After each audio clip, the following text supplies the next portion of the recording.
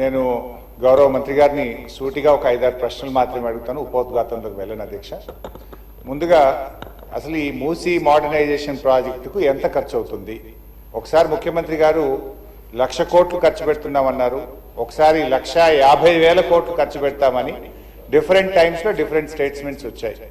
అసలు ఈ మూసీ ప్రాజెక్టు సుందరీకరణ మీద రాష్ట్ర ప్రభుత్వం ఎంత ఖర్చు పెట్టాలనుకుంటుంది?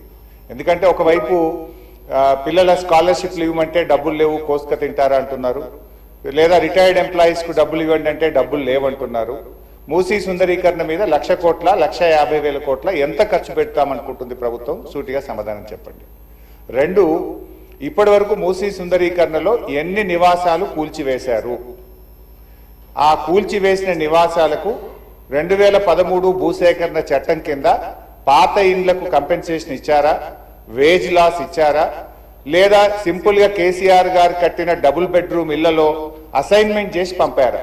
2013 భూసేకరణ చట్టం ప్రకారంగా 14.5 లక్షల రూపాయల డబ్బు ఇవ్వాలి వాళ్ళకు, పాత ఇంటికి R&Bతో ఎస్టిమేట్ చేసి డబ్బులు ఇవ్వాలి, అదేవిధంగా సెలబుల్ రైట్స్ తో కూడినటువంటి 200 గజాల స్థలంలో కట్టిన ఇల్లు ఇవ్వాలి.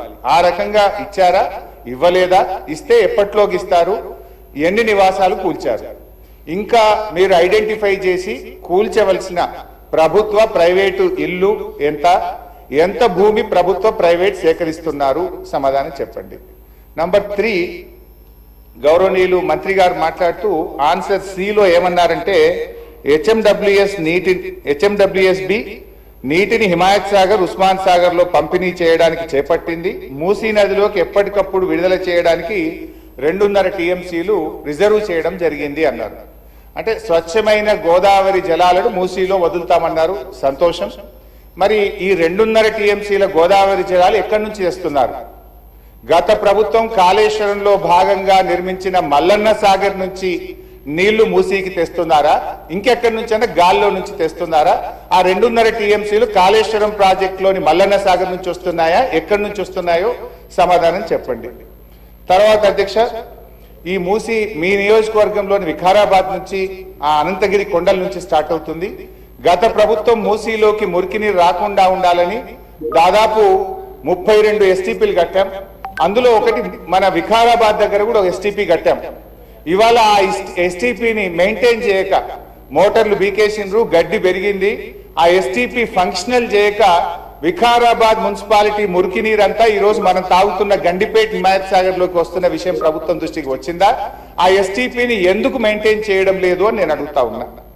గత ప్రభుత్వ హయాంలో మేము మూసీలోకి మురికి నీరు రాకుండా ఉండాలని 32 ఎస్టీపీలు కట్టాం. మరొక 39 ఎస్టీపీలు కట్టడానికి కేంద్ర ప్రభుత్వానికి అమృత్ పథకం కింద మేము ప్రతిపాదనలు పంపాం. అవి మంజూరు వచ్చాయా, ప్రారంభించారా, ఏ దశలో ఉన్నాయో సమాధానం చెప్పండి. తర్వాత అధ్యక్ష, చివరి క్వశ్చన్, మరి మొన్న వరదలు వచ్చినప్పుడు మూసీ గేట్లు ఒకేసారి తెరిచి ఉద్దేశపూర్వకంగా ప్రజల ఇండ్లు మునిగిపోవాలి, రోడ్లు మునిగిపోవాలని ఈ ఉద్దేశపూర్వకంగా గేట్లు ఎత్తి ముంపు గురి చేసిన విషయం ప్రభుత్వం దృష్టికి వచ్చిందా? ఎందుకంటే పైన ఎంత వర్షం పడుతుంది, ఫ్లడ్ ఎంత ఉందో చూసుకొని ముందే గేట్లు కొద్దిగా ఎత్తితే స్లోగా గ్రాడ్యువల్ గా ఫ్లడ్ బయటకు పోతుంది. కానీ గేట్లు ఆపిపెట్టి ప్రాజెక్టు మొత్తం నిండిన తర్వాత ఒకేసారి గేట్లు తెరవడం ద్వారా ఓఆర్ఆర్ యొక్క మరి పక్కనుండేటువంటి రోడ్లు కానీ, ఓఆర్ఆర్ యొక్క మన పక్కనుండే రోడ్లు, ఇండ్లు ముంపు ఉద్దేశపూర్వకంగా కావాలనే ప్రభుత్వ పెద్దల యొక్క ఆదేశాలతో ఈ గేట్లు ఎత్తి ముంపు గురి చేసిన విషయం ప్రభుత్వం దృష్టికి వచ్చిందా? ఎందుకు ఆ రకంగా గేట్లు ఎత్తారు? ఒకవేళ ప్రభుత్వానికి ఆ ఉద్దేశం లేకపోతే ఆ అధికారుల మీద ఏమైనా చర్యలు తీసుకున్నారా? సూటిగా సమాధానం చెప్పాలని చెప్పి నేను కోరుతా ఉన్నా అధ్యక్ష. చివరిగా నేను చెప్పేది, మీరు పేదవాళ్ళ ఇండ్లకి రాకండి. మూసీ సుందరీకరణ పేరిట పేదల ఇండ్లు కూలగొడితే బీఆర్ఎస్ పార్టీ సీరియస్ గా వ్యతిరేకిస్తుంది. అవసరమైతే బుల్డోజర్లకు అడ్డంగా పడుకోనైనా అడ్డుకుంటామని గతంలో చెప్పాం. ఖాళీ స్థలాలు ఉన్నాయి, మీరు ఖాళీ స్థలాల్లో దాన్ని డెవలప్ చేయండి. మూసీలోకి గోదావరి నీళ్లు తెండి, మురికి నీరు లేకుండా చూడండి. కానీ మూసీ పేరిట పేదల ఇండ్లు కూలిస్తే మాత్రం బీఆర్ఎస్ పార్టీ ఎంత మాత్రం ఒప్పుకోదని మీ ద్వారా ప్రభుత్వాన్ని తెలియజేస్తున్నాం. శ్రీ కె శంకరయ్య గారు. అధ్యక్ష ధన్యవాదాలు. మూసి పునర్జీవ ప్రాజెక్ట్ చేపట్టడం ఈ మహానగరానికి మంచి శుభసూచకం. ఇప్పుడే